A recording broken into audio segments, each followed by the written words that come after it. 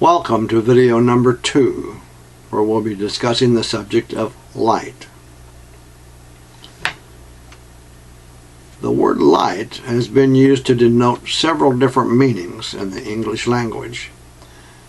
It's sometimes used as an indicator of the weightiness or seriousness of certain subject or topics of discussion, such as a light, as opposed to a heavy or more serious topic of conversation.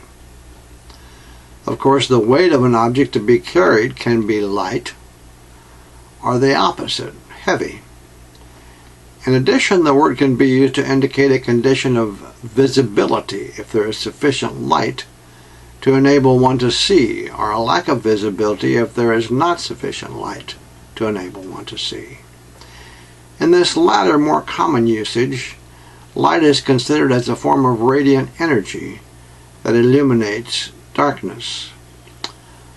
Along that line of thought, this same word, but now beginning with a capital L, can be a means of expressing spiritual light, spiritual insight, or even spiritual understanding, as in the statement, "I see the light," or "I seek to serve the greater light." Use of the word in this manner specifically implies a connection with the divine. God's spiritual light eliminates the darkness of the unknown as we travel the long and sometimes difficult road on our journey through this life. If you've ever wondered which is more powerful, light or darkness, and I'm beginning both with a capital letter, be aware that certain negative forces have been given some latitude here on the physical plane in our material world. They can at times be allowed by positive forces to be quite powerful. Even here, though, on the physical plane, there is a simple test that you can perform that will tell you all you need to know regarding which is the source of real power. The test has 2 parts. Part 1 will certainly seem silly to you, but when taken with Part 2, together they make the point. First, you should walk into a well-lighted room with a container of any size that is made in such a way that light cannot penetrate, so you know that the inside of the container is dark. Open the container and release the darkness and notice if the room becomes any darker. Naturally, it does not, because darkness will not overpower light. Next, for Part 2, darken a room completely. Light a candle, then, of any size, and take it into the dark room. Does the room become less dark? Of course it does. If light with a lowercase l has this much power over darkness with a lowercase d, excuse me, think how much more then that light with a capital letter L has power over darkness with a capital letter D. There are other examples of the power of light over darkness. One that comes to mind is in the beginning of the book of Job in the Old Testament portion of the Judeo-Christian Bible. Satan may only approach Job with God's permission, and even then only within the restrictions outlined by God. This example is not there by accident, and neither is the one that follows. In Milton's inspired works Paradise Lost and Paradise Regained, you see Satan once again needing God's permission before being allowed certain access.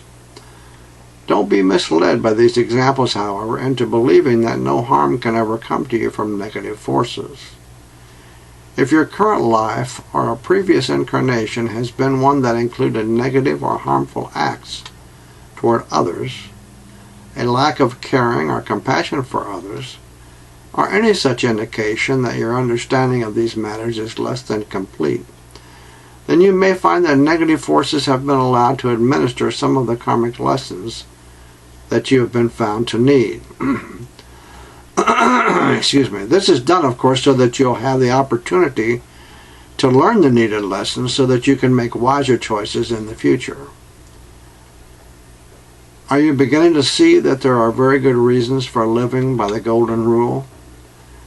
This This isn't intended to mean that the one who has the goal makes the rules. The pendulum has already swung much too far in that direction. We must return to the way of life that subscribes to the idea of treating others in the way that we would want to be treated. Excuse me. I have no doubt that this planet and those of us who make it our home would benefit greatly if we would all seek to serve the greater light. If that idea sounds good to you also, then there might be no time like the present to get started. There's enough information in this series of videos and within the books recommended here to help you make a very respectable beginning in your journey along your path as a seeker during the time that you have left in this life. Just remember, while on your journey, however, that the law tells us, knock and it shall be opened to you. Ask and it shall be given to you.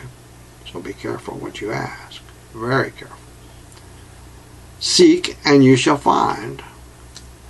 Let me assure you that these concepts should not be taken lightly. No pun intended. Never forget that the light with a capital letter L is always there, no matter where you may be. I thank you for watching, and now I invite you to watch the next video that talks about our world. I appreciate your time in watching. Thank you.